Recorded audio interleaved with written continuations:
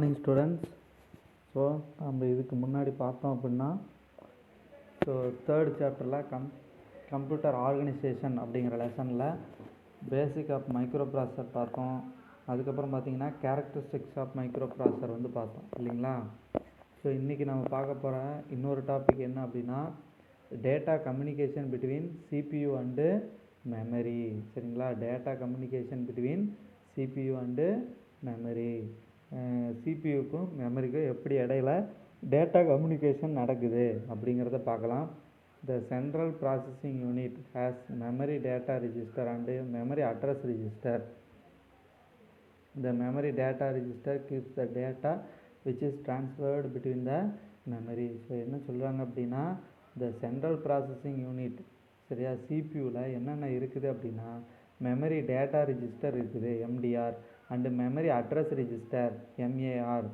த memory data register MTR மொத்தம் ரெண்டு இருக்குது. சரிங்களா, மெமரி டேட்டா ரிஜிஸ்டர்னு ஒன்று, இன்னொன்று மெமரி அட்ரஸ் ரிஜிஸ்டர் அப்படின்னு சொல்லி ரெண்டு இருக்குது. இதில் சிபியூவில் இருக்குது.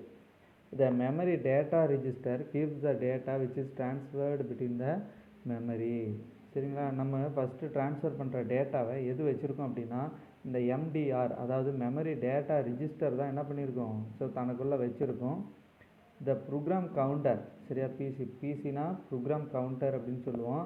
இஸ் ஏ ஸ்பெஷல் ரிஜிஸ்டர் இந்த CPU which always keep address of the next instruction to be executed. இந்த ப்ரோக்ராம் கவுண்டரில் தான் என்ன இருக்கும் அப்படின்னா ஸோ நெக்ஸ்ட்டு எந்த இன்ஸ்ட்ரக்ஷன் எக்ஸிக்யூட் ஆகணுமோ அதனுடைய அட்ரஸ் எதில் இருக்கும், சரியா, எந்த இன்ஸ்ட்ரக்ஷன் எக்ஸிக்யூட் ஆகணுமோ அந்த இன்ஸ்ட்ரக்ஷன் இருக்கக்கூடிய அட்ரஸ் தான் எதில் இருக்குன்னா அந்த ப்ரோக்ராம் கவுண்டரில் இருக்கும். சரியா, அடுத்தது the arithmetic and logic unit of CPU places address of the memory to be fetched. So இந்த அர்த்தமெட்டிக் அண்ட் லாஜிக் யூனிட், அதாவது ஏஎல்யூ அப்படின்னு சொல்கிறோம் இல்லைங்களா, இது எங்கே இருக்கும், சிபியூவில் இருக்குது. Into the memory address register. A bus is a collection of wires used for communication between the internal components of the computer.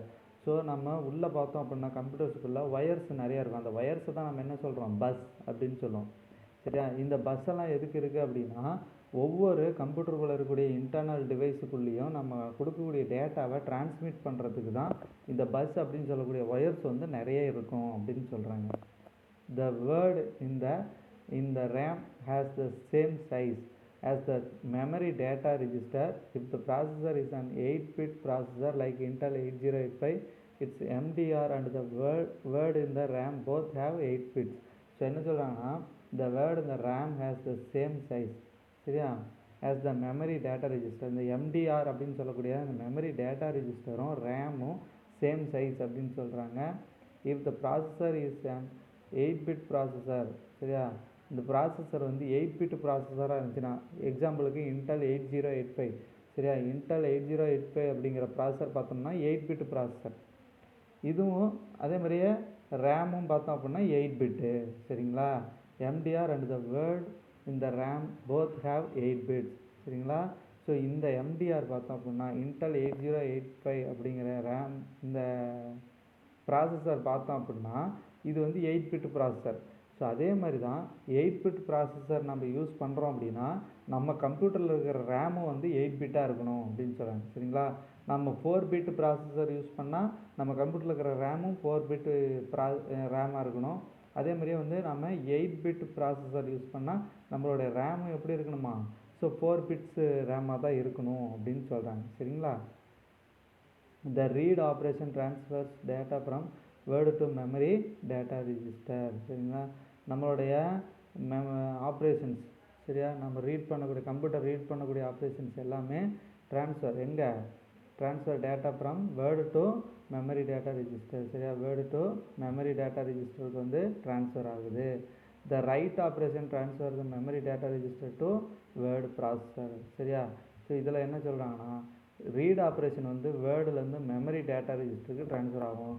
Right operation memory data register வேர்டுக்கு என்ன ஆகும், ட்ரான்ஸ்ஃபர் ஆகும் அப்படின்னு சொல்கிறாங்க. சரிங்களா, ஸோ அடுத்தது பார்த்தோம் அப்படின்னா டைப்ஸ் ஆஃப் மைக்ரோ ப்ராசஸர். சரியா, மைக்ரோ ப்ராசஸர்னுடைய டைப்ஸ் கொடுத்துருக்குறாங்க. microprocessor can be classified based on the following criteria. The width of the data can be processed.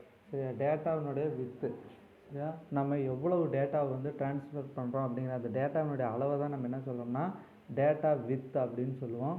ரெண்டாவது த இன்ஸ்ட்ரக்ஷன் செட் அப்படின்னு சொல்லுவோம். சரியா, ரெண்டாவது என்னன்னு சொல்லுவோம், இன்ஸ்ட்ரக்ஷன் செட் அப்படின்னு சொல்லுவோம். சரியா, classification of micro processor based on data with.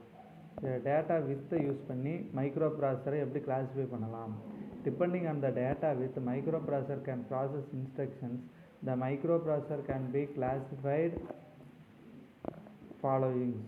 சரியா, இதில் பார்த்தோம் அப்படின்னா நம்ம யூஸ் பண்ணக்கூடிய டேட்டா, அதாவது டேட்டா வித் அப்படின்னா நம்ம எவ்வளவு டேட்டா எடுத்துக்கிறோம், எத்தனை பிட் ஆஃப் டேட்டாவை எடுத்துக்கிறோம், ஒரே டைமில் ஒரு ப்ராசஸர் எத்தனை பிட்டு டேட்டாவை எடுத்து ஆக்சஸ் பண்ணுமோ. சரியா, நம்ம கம்ப்யூட்டரில் இருக்கக்கூடிய ப்ராசஸர் ஒரே டைமில் எத்தனை பிட்டு டேட்டாவை எடுத்து ஆக்சஸ் பண்ணுமோ அந்த பிட்டுன்னு அந்த டேட்டாவினுடைய சைஸை வச்சு நம்மளுடைய ப்ராசஸரை நம்ம பிரிக்கிறோம். என்னென்ன பிரிக்கலாம்னா 8 bit micro processor, 16 bit micro processor, 32 bit micro processor, 64 bit micro processor. இதில் 8 பிட் மைக்ரோ ப்ராசஸர் அப்படிங்கிறது ஒரே டைமில் 8 பிட் டேட்டாவை எடுத்து ஆக்சஸ் பண்ணோம். அதே 32 பிட் மைக்ரோ ப்ராசஸராக இருந்ததுன்னா ஒரே டைமில் 32 பிட்டு டேட்டாவை எடுத்து ஒரே டைமில் ஆக்சஸ் பண்ணோம். சரிங்களா, ஸோ இப்படி தான் வந்து டேட்டா வித்தை வச்சு நம்ம மைக்ரோ ப்ராசஸரை கிளாஸிஃபை பண்ணுறோம். அடுத்தது classification of micro processor based on instruction set. Instruction செட்டை வச்சு எப்படி கிளாஸிஃபிகேஷன் பண்ணலாம் அப்படின்னா, the size of the instruction set important consideration while categorising micro processor. So நம்ம மைக்ரோ ப்ராசஸரை கேட்டகரைஸ் பண்ணும்போது நம்ம எதை மென்ஷன் பண்ணுறோம் அப்படின்னா size of the instruction set. சரியா, நாம் கொடுக்குற இன்ஸ்ட்ரக்ஷன் வச்சு தான் மைக்ரோ ப்ராசஸர் என்ன பண்ணுதுன்னா டேட்டாவை ஆக்சஸ் பண்ணுது. அப்போ நம்ம கொடுக்குற இன்ஸ்ட்ரக்ஷனை வந்து அது எப்படி ஃபாலோ பண்ணுது அப்படிங்கிறத வச்சு அதை நம்ம கிளாஸிஃபை பண்ணலாம். சரியா, ஸோ ஒன்று ரெடியூஸ்டு இன்ஸ்ட்ரக்ஷன் செட் கம்ப்யூட்டர், அதாவது ரிஸ்க்கு. அடுத்தது complex instruction set computers. So மொத்தம் வந்து நம்ம ரெண்டாக பிரிக்கலாம் அப்படின்னு சொல்கிறாங்க. சரிங்களா, இப்போ எக்ஸாம்பிளுக்கு ரிஸ்க் ப்ராசஸர் வந்து என்னென்ன அப்படின்னா Pentium 4, Intel P6, AMD K6 and K7. இதெல்லாம் வந்து ரிஸ்க் ப்ராசஸர்னுடைய எக்ஸாம்பிள்ஸ்.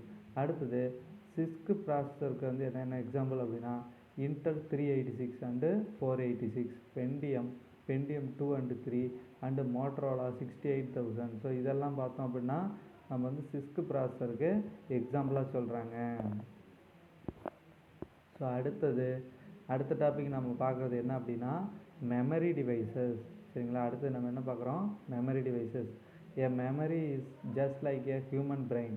ஸோ நமக்கெல்லாம் எப்படி நம்மளுடைய பிரெயின் நமக்கு சேவ் பண்ணுறதுக்காக நம்ம யூஸ் பண்ணுறோமோ அதே மாதிரி தான் கம்ப்யூட்டர்லேயும் அதெல்லாம் சேவ் பண்ணி வைக்கிறதுக்கு யூஸ் பண்ணுற ஒரு மெமரி மாதிரி தான் பிரெயின் மாதிரி தான் என்னன்னு சொல்கிறோம். So memory it is use to store data and instructions. So இதெல்லாம் வந்து நம்ம கொடுக்குற இன்ஸ்ட்ரக்ஷனையும் சரி, ஸோ கம்ப்யூட்டர் டேட்டாவையும் சரி எல்லாத்தையும் சேவ் பண்ணி வைக்கிறதுக்கு யூஸ் பண்ணுறது தான் இந்த memory. Computer memory is the storage space in the computer where data and instruction are stored. There are two types of accessing methods to access the memory. They are sequential access and random access. So நம்மளுடைய கம்ப்யூட்டருடைய memory வந்து 2 டைப்ஸாக access பண்ணும். ஒன்று random memory, இன்னொன்று sequential access, இன்னொன்று random access அப்படின்னு சொல்லுவாங்க. In sequential access the memory is accessed in an orderly manner from starting to end. So first என்ன அப்படின்னா ஃபஸ்ட்டு இன்ஸ்ட்ரக்ஷனு வரிசையாக, சரியா, நம்ம ஒரு 10 இன்ஸ்ட்ரக்ஷன் கொடுத்து சேவ் பண்ண சொல்கிறோம் அப்படின்னா 10 இன்ஸ்ட்ரக்ஷன் 1 by 1 சரியா, ஃபஸ்ட்டு செகண்டு தேர்டு ஃபோர்த்து இப்படி 1 by 1 நமக்கு சேவ் பண்ணி கொடுத்தது அப்படின்னா இது வந்து நம்ம சீக்வன்சியல் ஆக்சஸ் அப்படின்னு சொல்லுவோம். ரேண்டம் ஆக்சஸ்னால் any byte of memory can be access direct without navigating through previous byte. So நமக்கு என்ன பண்ணுவோம், ஸோ ரேண்டம் ஆக்சஸ் அப்படின்னா ஸோ நம்ம கொடுத்த ஆர்டர் பிரகாரம் சேவ் பண்ணாமல் மெமரியினுடைய அதனுடைய பைட்டு சைஸை வச்சு, சரியா, பிட்டு பைட்டுன்னு சொல்கிறோம் இல்லைங்களா, அதனுடைய சைஸை வச்சு நமக்கு சேவ் பண்ணுறது வந்து ரேண்டம் ஆக்சஸ் அப்படின்னு சொல்கிறாங்க. Different memory devices are arranged according the capacity, speed and cost. So பார்த்தோம் அப்படின்னா நம்மளுடைய மெமரி பார்த்திங்க அப்படின்னா 3 இருக்குது. Cache memory, main memory, hard disk. சரிங்களா, ஸோ நமக்கு கீழேருந்து மேலே போனோம் அப்படின்னா smaller capacity, faster access time and higher cost. So hard டிஸ்கோட மெயின் மெமரி வந்து ரொம்ப ஃபாஸ்ட்டாக இருக்கும், மெயின் மெமரியை விட கேட்ச் மெமரி ஃபாஸ்ட்டாக இருக்கும், ஆக்சஸ் டைமும் நல்லாயிருக்கும், காஸ்ட் வந்து அதிகம். ஹார்ட் டிஸ்கோட மெயின் மெமரி காஸ்ட் அதிகம், அதே மாதிரி மெயின் மெமரியோட கேட்ச் மெமரி அமௌண்ட் அதிகம். ஸோ மேலேருந்து கீழே பார்த்தோம்னா ஸோ நம்ம அப்படியே லார்ஜர் கெப்பாசிட்டி, ஸ்லோயர் ஆக்சஸ், அப்புறம் அண்டு லோயர் காஸ்ட். ஸோ அப்படியே இதுக்கு ஆப்போசிட்டாக மேலேருந்து கீழே வந்தால் இதுக்கு அப்படியே ஆப்போசிட்டாக இருக்கும் அப்படின்னு சொல்கிறாங்க. அடுத்தது random access memory. The main memory is otherwise called as random access memory. Main மெமரிக்கு இன்னொரு பேர் தான் நம்ம என்னென்னு சொல்கிறோம், ரேண்டம் ஆக்சஸ் மெமரி அப்படின்னு சொல்கிறோம்.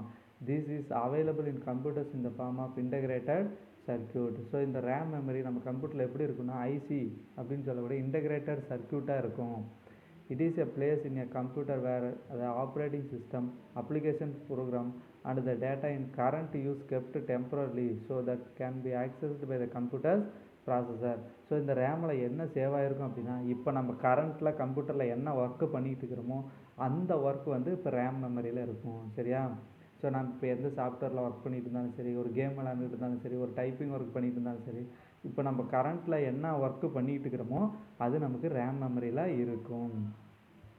The smallest unit of information can be stored in the memory is called as bit. The memory can be accessed by a collection of 8 bits which is called a byte. So இது எப்படி இந்த RAM memory access பண்ணோம் அப்படின்னா ஒவ்வொரு டேட்டாவையும் பிட்டாக தான் access பண்ணோம். ஸோ நம்ம எடுத்துக்கிற டேட்டா வந்து பிட்டு அப்படின்னு சொல்லுவோம். சரியா? இதே வந்து 8 பிட் அளவுக்கு டேட்டாவை எடுத்து ஆக்சஸ் பண்ணிச்சுன்னா 8 பிட்டு சேர்ந்தால் அதை ஒரு பைட் அப்படின்னு சொல்லுவோம். சரிங்களா? 8 பிட்டு சேர்ந்தால் அது என்னன்னு சொல்லுவோம், ஒரு பைட் அப்படின்னு சொல்லுவோம். அடுத்தது என்ன சொல்கிறாங்கன்னா RAM is a volatile memory. ஏன் வாலட்டைல் அப்படின்னா அழியக்கூடிய மெமரின்னு அர்த்தம். சரியா? ரேம் வந்து என்னன்னு சொல்லுவோம், வாலட்டைல் மெமரி, அதாவது அழியக்கூடிய memory. Which means that the information stored in it is not permanent. இந்த ரேம் மெமரியில் நம்ம பர்மனெண்ட்டாக சேவ் பண்ண முடியாது, இது ஒரு டெம்பரரி மெமரி. சரிங்களா? டெம்பரரி மெமரினா என்ன அர்த்தம், ஸோ நம்ம இப்போ கரண்ட்டில் ஒர்க் ஆகிட்டு இருக்கக்கூடிய எல்லா இன்ஃபர்மேஷன் மட்டும்தான் இந்த ரேம் மெமரியில் இருக்கும். ஸோ நாம் ஒர்க் பண்ணி முடிச்சுட்டு சேவ் பண்ணோம்னா அது எங்கே போயிடும், ஸோ ஹார்ட் டிஸ்க்கு போயிடும். ஹார்ட் டிஸ்க்குங்கிறது பர்மனெண்ட் மெமரி. ஆனால் நம்ம சேவ் பண்ணாத வரைக்கும் நாம் இப்போ பண்ணக்கூடிய ஒர்க் எல்லாமே எதில் இருக்கும், இந்த ரேம் மெமரியில் தான் இருக்கும். சரியா? சப்போஸ் இப்போ நம்ம ஒர்க் பண்ணிகிட்டே இருக்கிறோம் ஆனால் இன்னும் சேவ் பண்ணலை, ஏதாவது ஒரு ஒர்க் பண்ணிகிட்டே இருக்கும்போது டக்குன்னு கரண்ட் ஆஃப் ஆயிடுது இல்லை கம்ப்யூட்டர் ஆஃப் ஆயிடுது அப்படின்னா திரும்ப ஓப்பன் பண்ணி பார்த்தா நாம் பண்ண ஒர்க் இருக்குமானா கண்டிப்பாக இருக்காது. சேவ் பண்ணியிருந்தால் மட்டும்தான் இது பர்மனெண்ட் மெமரிக்கு போயிருக்கும், கண்டிப்பாக இருக்கும். சேவ் பண்ணாமல் விட்டுட்டோம்னா சப்போஸ் இடையில ஏதாவது ப்ராப்ளம் அப்படிங்கும்போது ஸோ கம்ப்யூட்டர் ஆஃப் ஆயிடுச்சு அப்படின்னா மறுபடியும் நம்ம ஆன் பண்ணி பார்த்தோம்னா நாம் பண்ண ஒர்க்கு இருக்காது. ஸோ ஏன் அப்படின்னா ரேம் மெமரியிலேருந்து என்ன அந்த ஒர்க் என்ன ஆயிடுச்சு, அழிஞ்சு போயிடுச்சு. சரியா? அதனால தான் ரேம் மெமரி நம்ம என்னென்னு சொல்கிறோம், வாலட்டைல் மெமரி, அதாவது அழியக்கூடிய மெமரி அப்படின்னு சொல்கிறாங்க. சரிங்களா? அதுதான் சொல்லியிருப்பாங்க, as soon as the power is turned off when whatever data that resides in RAM is lost. So power ஏதாவது ஆஃப் ஆயிடுச்சு அப்படின்னா அது என்ன ஆயிடுமா, ரேமில் இருக்கக்கூடிய இன்ஃபர்மேஷன் எல்லாமே டேட்டா எல்லாமே என்ன ஆகிடும், அழிஞ்சு போயிடும். It allows both read and right operation. So இது பார்த்தோம் அப்படின்னா நமக்கு இந்த ஆப்ரேஷன்ஸ் வந்து இது வந்து எதற்கு யூஸ் ஆகுது அப்படின்னா ரேமு ரீட் ஆப்ரேஷன்ஸ்க்கும் யூஸ் பண்ணலாம், ரைட் ஆப்ரேஷன்ஸ்க்கும் யூஸ் பண்ணலாம் அப்படின்னு சொல்கிறாங்க. சரிங்களா? ஸோ இதோட நமக்கு வந்து ரேம் மெமரி முடியுது. இதோட டைப்ஸ் மட்டும் நம்ம பார்த்துடலாம். டைப்ஸ் பார்த்தோம் அப்படின்னா இதில் மொத்தம் 2 டைப் இருக்குது. ஒன்று டைனமிக் ரேமு, இன்னொன்று ஸ்டாட்டிக் ரேம். சரியா? The 2 types of differ in the technology. They use hold data. சரிங்களா? ஸோ இதில் பார்த்தோம் அப்படின்னா டைப் ஆஃப் ரேம் மெமரி இருக்குது. ஒன்று டிரேம், அதாவது டைனமிக் ரேமு, இன்னொன்று ஸ்டாட்டிக் ரேமு. இது ரெண்டுமே பார்த்திங்கன்னா ஒன்றுக்கு ஒன்று different. Dynamic RAM being a common type needs to be refreshed frequently. Dynamic ரேம்னா நம்ம என்ன பண்ணலாம், இந்த மெமரியை அடிக்கடி இதில் இருக்கிற இன்ஃபர்மேஷனை நம்ம அழிச்சிட்டு ரெஃப்ரெஷ் பண்ணிக்கலாம். சரிங்களா? ரேம் மெமரியில் இருக்கிற இன்ஃபர்மேஷனை எப்போ வேணாலும் நம்ம அழிச்சிட்டு அந்த மெமரி என்ன பண்ணிக்க முடியும், ஸோ ரெஃப்ரெஷ் பண்ணிக்க முடியும். இது வந்து dynamic memory. Static RAM needs to refreshed less often which makes it faster. So நம்ம ஸ்டாட்டிக் ரேம் என்ன பண்ண முடியாது அப்படின்னா அடிக்கடி நம்ம ரெஃப்ரெஷ் பண்ண முடியாது. சரிங்களா? ஆனால் நமக்கு டைனமிக் ரேமை விட ஸ்டாட்டிக் ரேமு ரொம்ப ஃபாஸ்ட்டாக ஒர்க் ஆகும் அப்படின்னு சொல்கிறாங்க. hence static RAM is more expensive than dynamic RAM. So அதனால தான் நமக்கு டைனமிக் ரேமை விட ஸ்டாட்டிக் ரேம் வந்து ரொம்ப ஃபாஸ்ட்டாக ஒர்க் ஆகிறதுனால ஸ்டாட்டிக் ரேம் வந்து டைனமிக் ரேமோட ரொம்ப எக்ஸ்பென்சிவ், அமௌண்ட் வந்து ரொம்ப அதிகம் அப்படின்னு சொல்கிறாங்க. சரிங்களா? ஸோ இது வரைக்கும் நம்ம மைக்ரோ ப்ராசஸருடைய கிளாஸிஃபிகேஷன், ஸோ எத்தனை டைப் இருக்குது அப்படின்னு பார்த்தோம். அதுக்கப்புறமேட்டு மெமரி பார்த்தோம். மெமரியில் நம்ம என்னென்ன மெமரி இருக்குது, ஸோ அதில் நம்ம ஃபஸ்ட்டு ரேம் மெமரி பற்றி பார்த்துருக்குறோம் இல்லைங்களா? ஸோ மீதி வந்து நம்ம நெக்ஸ்ட் கிளாஸில் பார்ப்போம். ஸோ இந்த கிளாஸில் நடத்துனதெல்லாம் புரிஞ்சிருக்குன்னு நினைக்கிறேன். புரியல அப்படின்னா எந்த டாபிக் புரியலன்னு சொல்லுங்கள், நம்ம மறுபடியும் நடத்தலாம். ஸோ இப்போ நடத்தின டாபிக்ஸ் எல்லாமே வந்து ரொம்ப ரொம்ப important. Classification of micro processor வந்து ரொம்ப ரொம்ப இம்பார்ட்டன்ட் கொஸ்டின்னு. அதே மாதிரியே மெமரியும் வந்து ஒரு இம்பார்ட்டண்ட்டு 5 மார்க் கொஸ்டின்னு. ஸோ அதனால் வந்து எந்த ஒரு கொஸ்டினையும் ஒமிட் பண்ணாமல் தயவு செஞ்சு படிங்க. சரிங்களா? உங்களுக்கு வந்து இப்போ வர மண்டேவிலேருந்து 25 மார்க்ஸுக்கு எக்ஸாம் இருக்குது. ஸோ அதுக்கும் என்ன பண்ணிக்கோங்க, கொஸ்டின் வந்துச்சுன்னா அந்த கொஸ்டினை படித்து ப்ரிப்பேர் பண்ணிவிட்டு அதுக்கு ஆன்சர் எழுதுங்க. சரிங்களா? எதுக்காவது கொஸ்டினுக்கு ஆன்சர் தெரியலனாலும், எந்த கொஸ்டினுக்கு ஆன்சர் தெரியலையோ அதை கேட்டு படிச்சுட்டு டெஸ்ட் எழுதி அனுப்புங்க. எந்த டவுட் இருந்தாலும் கேளுங்க. மீதி நெக்ஸ்ட் கிளாஸில் பார்க்கலாம். Thank you students.